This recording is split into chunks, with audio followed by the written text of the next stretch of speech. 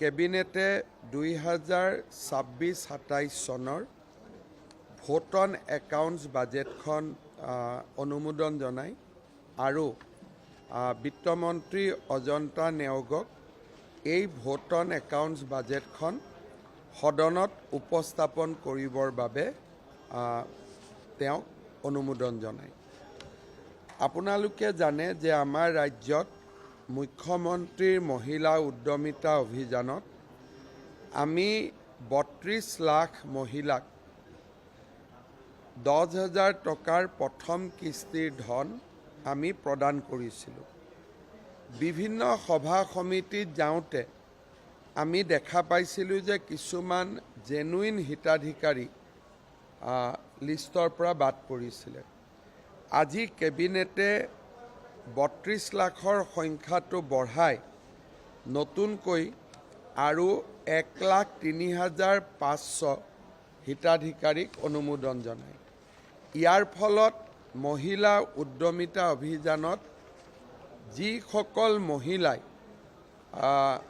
এই ধন পাব লাগিছিল কিবা কাৰণত নাপালে তেওঁলোকে এই ধন পোৱাৰ পথ আজি কেবিনেট সিদ্ধান্তৰ পিছত প্ৰশস্ত হ'ল। আজি কেবিনেটে এটা ঐতিহাসিক সিদ্ধান্ত গ্ৰহণ কৰে।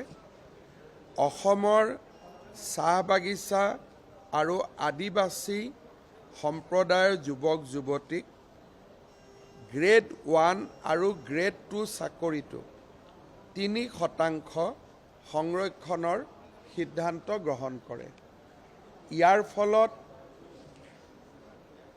ACS অফিচাৰৰ পৰা APS অফিচাৰৰ পৰা অধ্যাপক অধ্যাপিকালৈকে চাহ বাগিচাৰ শ্ৰমিকৰ সন্তানে 3% ৰিজাৰ্ভেশ্যন পোৱাৰ পথ প্ৰশস্ত হ'ল আৰু অহাবাৰ ACS পৰীক্ষাৰ পৰা এই সিদ্ধান্ত কাৰ্যকৰী হ'ব।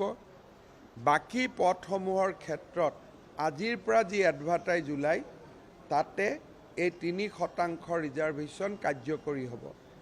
গ্ৰেড 3 আৰু গ্ৰেড 4ত আছিলে, গ্ৰেড 1 আৰু গ্ৰেড 2ত আমি কমিটমেণ্ট কৰিছিলোঁ কৰিম বুলি। আজি গ্ৰেড 1 আৰু গ্ৰেড 2টো চাহ বাগিচা আৰু আদিবাসী সম্প্ৰদায়ৰ 3% ৰিজাৰ্ভেশ্যন প্ৰযোজ্য হ'ব।